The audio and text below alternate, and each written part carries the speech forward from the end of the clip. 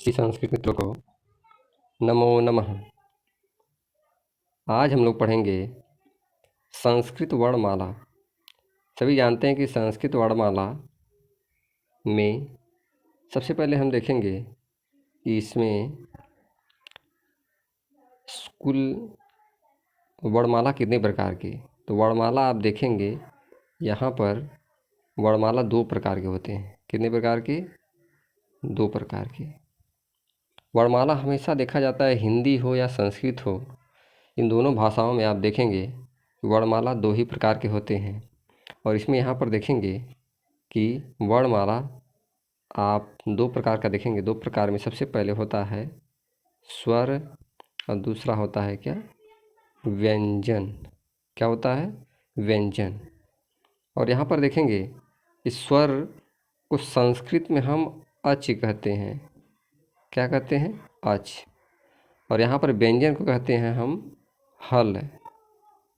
अब क्यों कहते हैं ये भी यहाँ आप जानेंगे कि पिछली कक्षा में हमने पढ़ा है माहेश्वर सूत्र।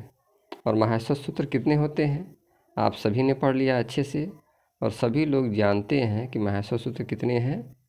14। कितने हैं? 14। ये मित्रों याद रखने वाली बात है कि माहेश्वर सूत्र कितने होते हैं? 14। इसके बाद हम देखेंगे कि हमने कहा कि स्वर को अच क्यों कहते हैं। यहाँ हम लिख दे रहे हैं स्वर को हम अच क्यों कहते हैं।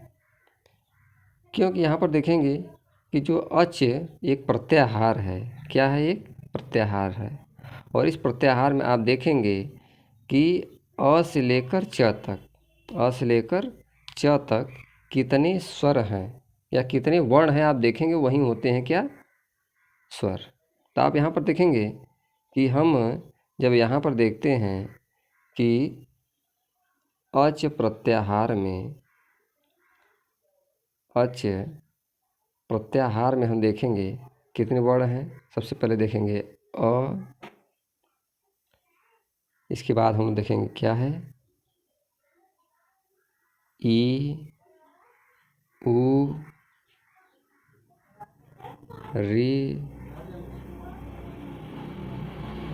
ली,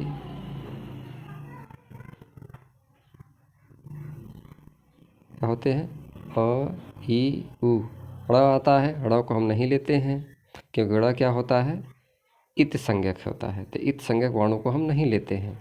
उसके बाद बढ़ेंगे ड़ के बाद री, री, क। क आता है तो क को भी हम लोग नहीं लेते हैं क्योंकि क भी क्या है? इत संज्ञा है। उसके बाद ए, ओ।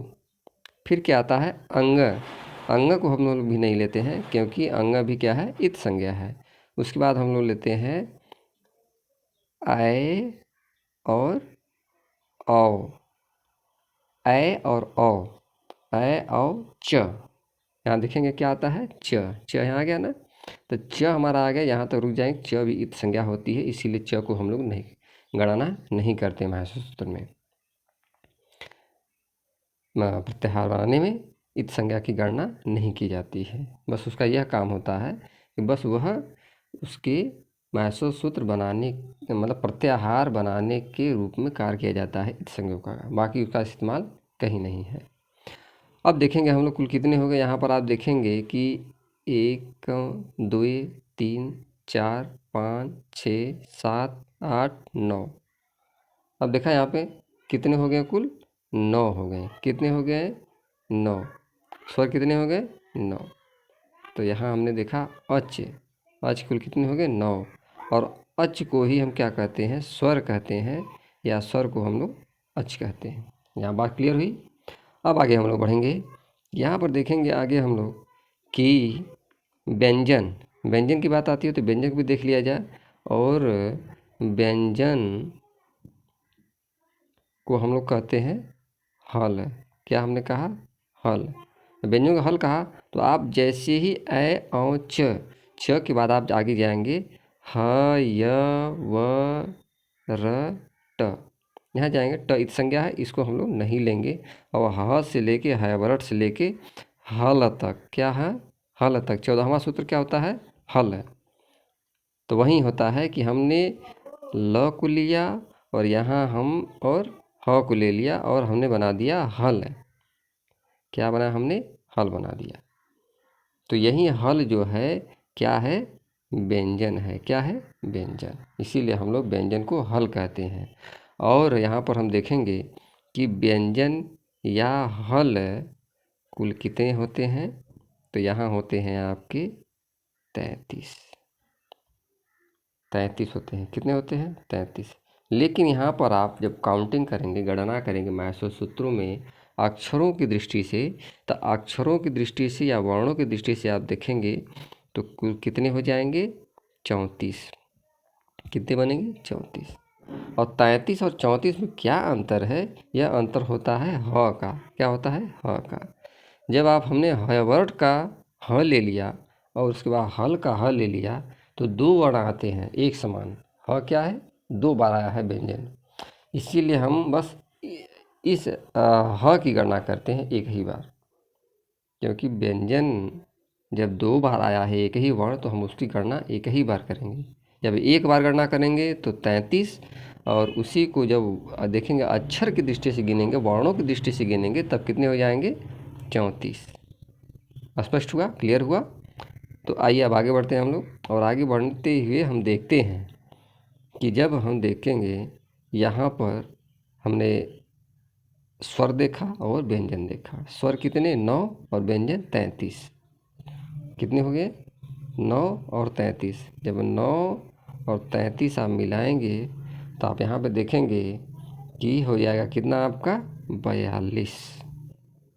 कितना हो जाएगा? 42। टोटल व्यंजन में या स्वर व्यंजन मिलाकर वर्णमाला कितने हैं? 42 हैं। कितने हैं? 42। तो अब हम आगे देखेंगे कि यहाँ पर स्वर कितने प्रकार के होते हैं। क्या देखेंगे? स्वर कितने प्रकार के। तो यहाँ पर हम देखेंगे कि स्वर सबसे पहले कितने प्रकार के? 3 प्रकार के होते हैं। कितने प्रकार के? 3 प्रकार के। 3 प्रकार में आप हम देखेंगे कि ह्रस्व स्वर, दीर्घ स्वर और क्या है? प्लुत स्वर। क्या है? प्लुत। तो यहाँ हम देखेंगे कि सबसे पहले कि ह्रस्व कितने हैं। तो यहाँ पर देखेंगे अ, ई, उ, ड़।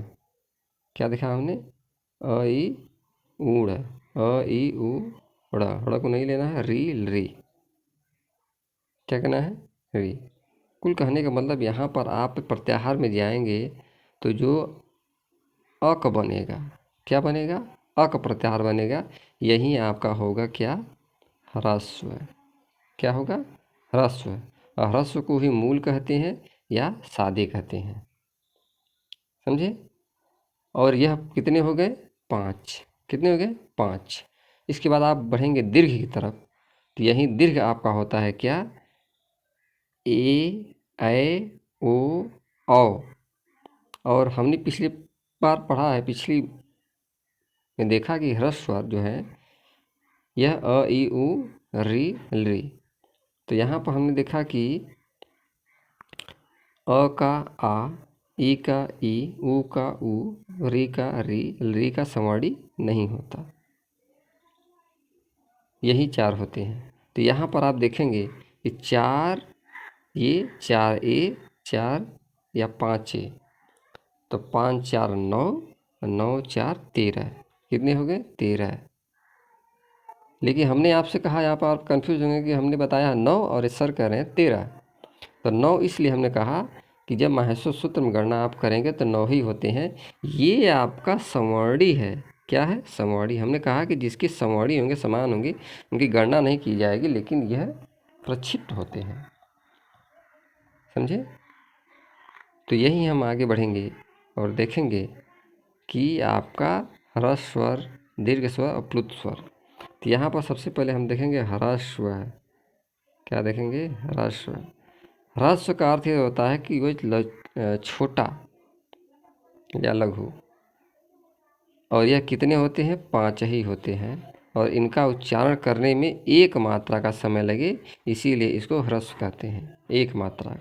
जैसे हम उच्चारण करेंगे अ बोलने से ही होता है कि कम समय लगता है, एक मात्रा का समय लग रहा है। इसी के बाद पर में अगर बोलते हैं हम लोग कि आ बोलने से ही होता है कि नहीं उच्चारण दीर्घ हो रहा है या दो मात्रा का समय लग रहा है, इसीलिए हम इसको दीर्घ कहते हैं और इसको ह्रस्व कहते हैं। तो यहाँ पर यह तालिका देख लेने से ही पता लग जाएगा कि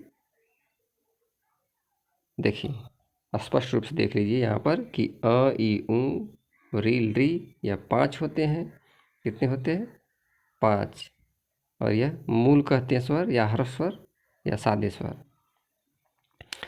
तो यहाँ पर आपने ये देखा, इसी का समरी हमने देखा कि अ ई उ री आ बना समरी है इन्हीं के। और इसके बाद हम देखेंगे यहाँ पर ए ओ औ यह 4 है। 5 4 9 ये है समरी यहाँ पर, समझे। इसको मिश्रित भी कहते हैं। क्या कहते हैं? मिश्रित। समझे दोस्तों। और मिश्रित किस लिए कहते हैं तो यहाँ पर आपको हम समझा रहे हैं। आप देखेंगे मिश्रित अगर स्वर आ जाए कि मिश्रित स्वर किसे कहते हैं, तो मिश्रित स्वर आपके हो जाएंगे क्या? ये ए ऐ ओ औ। क्यों होते हैं? तो आप यहाँ देख रहे हैं सीधे आपको लिखा गया है कि ए कैसे बना है?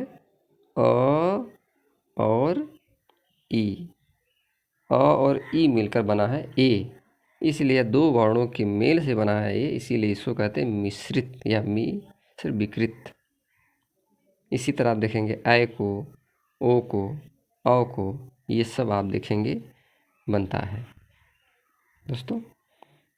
तो आशा है कि आप स्वर के बारे में अच्छे समझ गए होंगे और अगली कक्षा लेकर हम लोग फिर उपस्थित होंगे। तो नमो नमः।